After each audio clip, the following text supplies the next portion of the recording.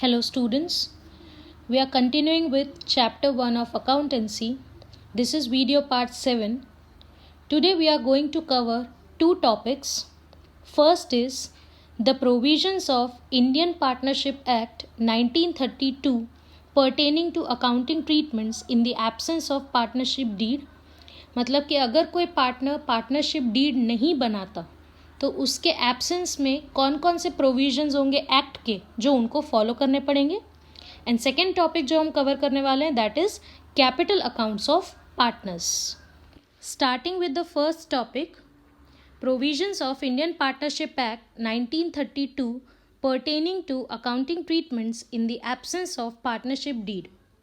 अगर किसी partnership firm ने डीड नहीं बनाई है और उनके बीच में कोई भी डिस्प्यूट होता है, कोई भी इशू होता है, उसको सॉल्व करने के लिए इंडियन पार्टनरशिप एक्ट ने कुछ प्रोविजंस बनाए. ये उन पार्टनरशिप फर्म्स पे एप्लीकेबल होता है जिनकी खुद की डीड नहीं होती या ऐसी डीड्स जिसमें थोड़ा सा कन्फ्यूजन हो. तो क्लैरिफिकेशन के लिए हम ये वाले प्रोविजंस जो हैं उनको यूज़ करते हैं. First provision, each partner contributes capital in the firm by mutual agreement. There is no restriction in the act in this regard. It is not mandatory to bring a capital for each partner. Her partner अपनी मर्जी से mutual agreement में आकर capital contribute कर सकता है. Capital को लेकर कोई भी रिस्ट्रिक्शन एक्ट में नहीं बताया गया है. इवन हर पार्टनर कैपिटल लेकर आए इसका भी कोई मैंडेटरी रूल नहीं है, कंपल्सरी रूल नहीं है. Second point, interest on the capital of partner can not be paid.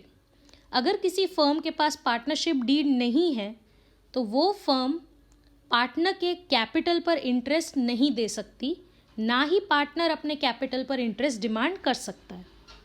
Third, the distribution of profit and loss would remain in equal proportion. अगर किसी पार्टनरशिप फर्म की डीड नहीं है तो उनका प्रॉफिट लॉस रेशियो जो है वो इक्वल ही रहेगा, दैट इज़ 1:1:1. कोई भी पार्टनर दूसरा कोई रेशियो डिमांड नहीं कर सकता. Fourth point, interest on drawings of the partner can not B charged. Firm किसी भी तरह से ड्राइंग्स पर इंटरेस्ट चार्ज नहीं कर सकती. फिफ्थ, सैलरी, बोनस, कमीशन और remuneration can not be paid to the partners. Partners को सिर्फ और सिर्फ प्रॉफिट का हिस्सा दिया जाएगा, उसके अलावा सैलरी, बोनस, कमीशन या किसी भी और तरह का रेम्यूनरेशन वो लोग नहीं मांग सकते. Sixth point, 6% per annum interest is payable for the loan given by any partner to the firm.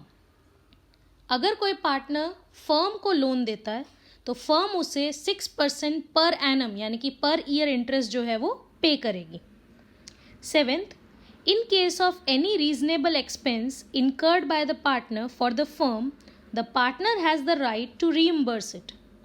अगर मैं पार्टनर हूँ और मैंने फर्म के बदले कहीं पर कोई खर्चा किया है, कोई एक्सपेंस पे किया है, तो फर्म मुझे वो एक्सपेंस पे ज़रूर करेगी, लेकिन उसके अलावा वो मुझे किसी भी तरह का रेम्यूनरेशन पे नहीं कर सकती. Second topic, partners capital account. There are two methods of maintaining partners capital account. First method is fixed capital account. Second method is fluctuating capital account.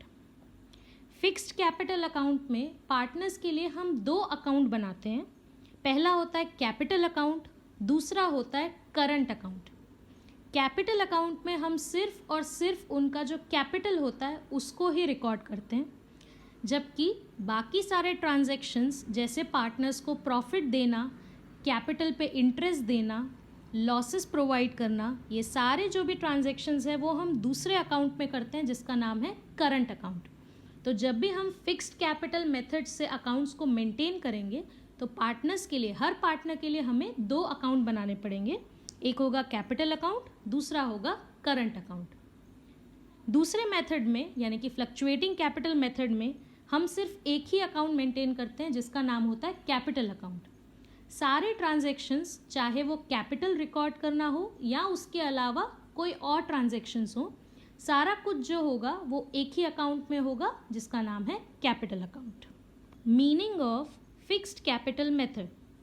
This method is known as fixed capital method as the original capital invested by any partner remains the same unless additional capital is brought in or part of capital is withdrawn as per the agreement. इस method को fixed capital method इसलिए बोला जाता है क्योंकि partner जो भी capital originally invest करता है वही कैपिटल बैलेंस हमेशा उसका चला आता है, वो कभी भी ऑल्टर नहीं होता क्योंकि कैपिटल अकाउंट में हम कोई भी चेंजेस नहीं करते। इस मेथड के अंदर सारे जो चेंजेस होते हैं वो करंट अकाउंट में किए जाते हैं, तो कैपिटल जो है उसके बैलेंस में कोई भी चेंज नहीं आता, वो हमेशा अनऑल्टर्ड रहता है, फिक्स्ड रहता है, इसीलिए इस मेथड का नाम है फिक्स्ड कैपिटल मेथड। यहाँ पर कैपिटल चेंज होने के बहुत रेयर चांस होते हैं। अगर पार्टनर एडिशनल कैपिटल फिर से थोड़ा कैपिटल और ले आए तब जाकर कैपिटल के बैलेंस में चेंज आएगा, या तो एग्रीमेंट में ऐसा कोई पॉइंट हो जिसकी वजह से वो कैपिटल विड्रॉ करे तब जाके उसके कैपिटल बैलेंस में चेंज आएगा। अदरवाइज इसके अलावा वो जो बैलेंस होता है वो हमेशा फिक्स्ड रहता है। Meaning of fluctuating capital method. Under fluctuating capital method only one account for each partner is maintained, that is capital account. Under this method capital of partners will fluctuate from time to time. इस method के अंदर हमें सिर्फ एक ही account maintain करना होता है जिसका नाम है कैपिटल अकाउंट, क्योंकि कैपिटल अकाउंट में ही हम सारे चेंजेस करते हैं, कैपिटल को भी उसी में शो करते हैं, इंटरेस्ट भी उसी अकाउंट में दिया जाता है, प्रॉफिट लॉसेस भी उसी में डिवाइड किए जाते हैं, इसीलिए इसके बैलेंस में बार बार चेंज आता रहता है, बैलेंस बार बार फ्लक्चुएट होता है, इसीलिए इस अकाउंट का, इस मेथड का जो नाम है that is fluctuating capital method. Capital account under both the methods. First method is fixed account method, उसमें हमें दो अकाउंट मेंटेन करने होते हैं, capital account and current account. Capital account draw कैसे किया जाएगा, दो sides, debit side, credit side, दोनों साइड पर पर्टिकुलर्स और जितने पार्टनर होंगे उनका कॉलम। इस फॉर्मेट में दो पार्टनर्स दिए हुए हैं, so particulars X Y, credit side पे भी particulars X Y. Credit side जो होता है वो पार्टनर के लिए फेवरेबल साइड होता है, यानी जितने भी प्रॉफिट्स या जो कुछ भी दिया जाता है पार्टनर को वो क्रेडिट साइड दिया जाता है। डेबिट साइड जो होता है वो पार्टनर के लिए अनफेवरेबल होता है।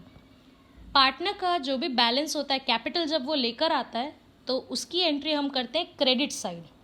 सबसे पहला पॉइंट लिखा हुआ है बाय बैलेंस ब्रॉट फॉरवर्ड, पुराना बैलेंस जब हम इस ईयर में वापस लेकर आते हैं, ब्रॉट फॉरवर्ड करते हैं, that is from the credit side, क्योंकि पार्टनर का जनरल बैलेंस जो होता है वो क्रेडिट होता है।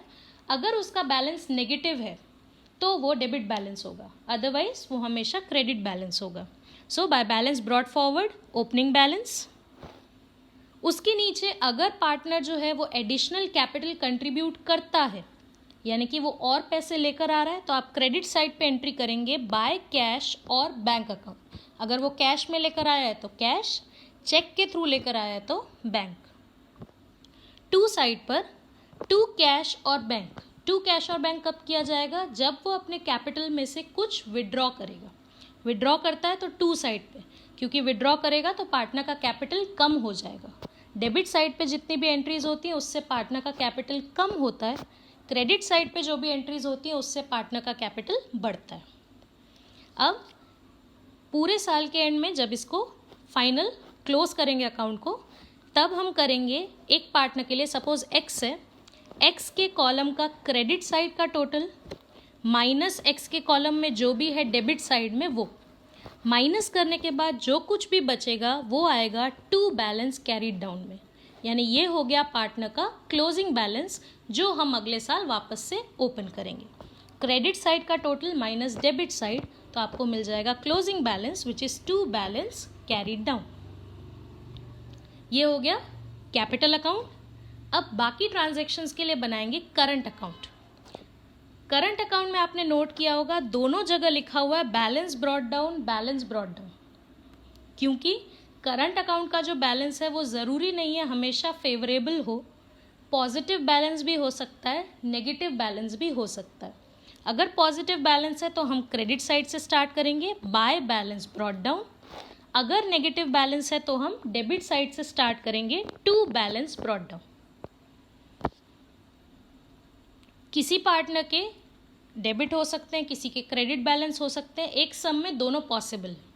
सपोज एक्स का जो है वो डेबिट बैलेंस होगा तो आप डेबिट साइड से शुरू करेंगे, वाई का क्रेडिट बैलेंस होगा तो क्रेडिट साइड से चालू करेंगे। अब पार्टनर को हमें जो कुछ भी देना है, इंटरेस्ट देना है, सैलरी देनी है, बोनस देना है, प्रॉफिट का हिस्सा देना है, जो कुछ भी देना है उसकी एंट्री हम करेंगे credit side. For example bye interest, by salary, bye commission, जो कुछ भी देना है वो क्रेडिट साइड। पार्टनर से जो कुछ भी फर्म लेने वाला है, जो कुछ भी उस पर चार्ज करने वाला है, जैसे कि इंटरेस्ट ऑन ड्राइंग्स, लॉस, ये सब कुछ आ जाएगा डेबिट साइड पे। इसे टैली करने का भी मेथड सेम, क्रेडिट साइड का टोटल माइनस डेबिट साइड, जो कुछ भी बचा वो हम लिखेंगे बैलेंस कैरिड डाउन में। इसमें भी ऐसा हो सकता है कि किसी पार्टनर का कैरिड डाउन जो है वो क्रेडिट में आए, किसी पार्टनर का डेबिट में आए। अगर पार्टनर का पॉजिटिव बैलेंस होगा तो हमेशा जो उसका कैरिड डाउन है वो डेबिट में आएगा। अगर पार्टनर का फेवरेबल बैलेंस नहीं है, नेगेटिव बैलेंस है, तो उसका जो कैरिड डाउन है, क्लोजिंग बैलेंस जो है वो क्रेडिट साइड आएगा। अगर पार्टनर जो है वो सेकेंड मेथड से यानी फ्लक्चुएटिंग कैपिटल मेथड से अपना अकाउंट जो है वो मेंटेन करते हैं तो उसके अंदर हमें एक ही अकाउंट बनाना होगा जिसका नाम होगा कैपिटल अकाउंट। पहले वाले मेथड के अगर दोनों अकाउंट को मर्ज कर दिया जाए, मिक्स कर दिया जाए, तो हमारा कैपिटल अकाउंट बन जाएगा जो हमें फ्लक्चुएटिंग के अंदर बनाना है। फॉर्मेट में आप देखिए, जो कैपिटल का बैलेंस है वो भी यहाँ पर दे दिया गया है और जो ट्रांजैक्शंस है, बाकी के ट्रांजैक्शंस है वो सारे भी यहीं पर किए गए हैं।